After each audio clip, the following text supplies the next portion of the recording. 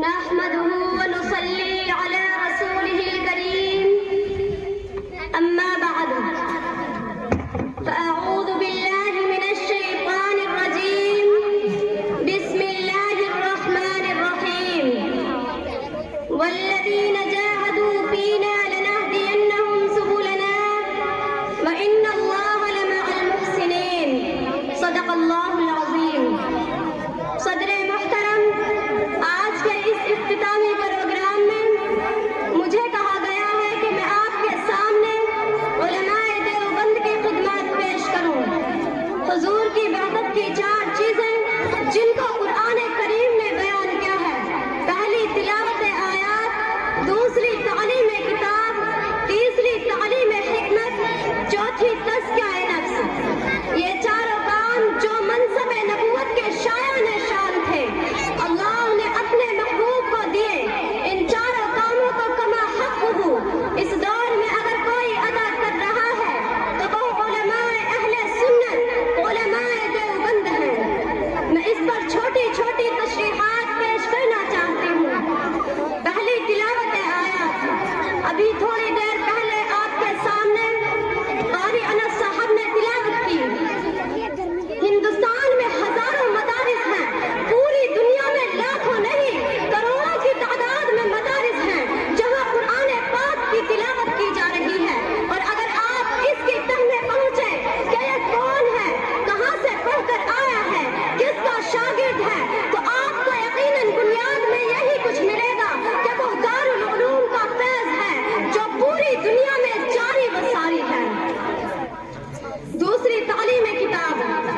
قرآن پاک کے معانی و مطالب اور مفہوم میری مختصر معلومات کے مطابق اس وقت صرف مکتب دیوبند کے علماء نے جو قرآنی تفاسیر عربی، اردو اور مختلف زبانوں میں لکھی ہیں ان کی تعداد 250 سے بھی زیادہ ہے.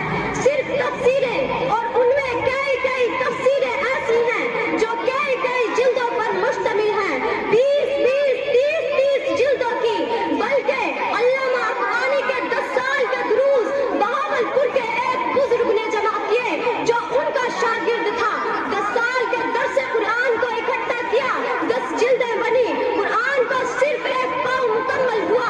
کیا علم ہے ان لوگوں کے پاس، آدمی اس کا تصور نہیں کر سکتا. تیسری چیز ہے تعلیم حکمت، کہ شریعت کے احکام و مسائل قرآن اور حدیث کی روشنی میں نکالنا.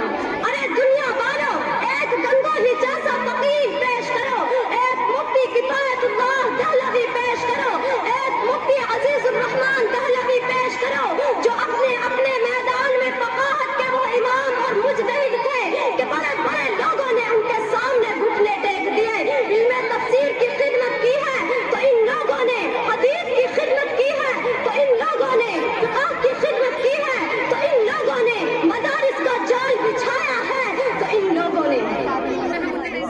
صدر محترم اور حاضرین انجمن، کسی نے شیخ الہند مولانا محمود الحسن جو دیوبند کا سب سے پہلا شاگرد تھا، استاد بھی محمود ہے، شاگرد بھی محمود ہے. ایک چھوٹے سے انار کے درخت کے نیچے بیٹھ کر ایک استاد اور شاگرد علم سیکھ رہے ہیں. شاگرد محمود جب وہ علامہ زمان بن گئے، محمود حسن بن گئے، تو کسی نے کہا حضرت آپ کی کوئی تسلیم تو ہمارے سامنے نہیں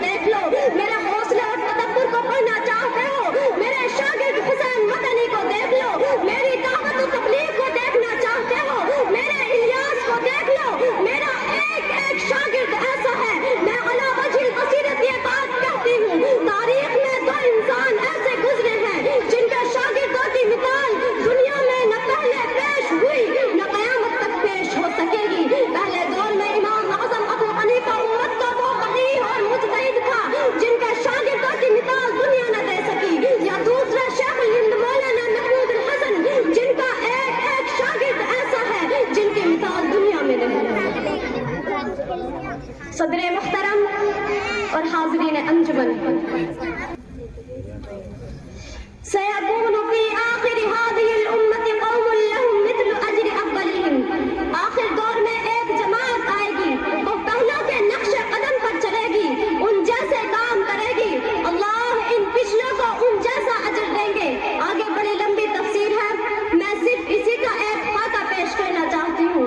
تاریخ نے اپنے آپ کو دہرایا کہ اگر پہلے دور میں امام اعظم ابو حنیفہ گزرا جس کی فقاہت کی مثال دنیا نہ دے سکی، تو اس دور میں رشید احمد گنگوہی گزرا، علماء دیوبند کا وہ عظیم فرزند جس کی مثال دنیا نہیں پیش کر سکی.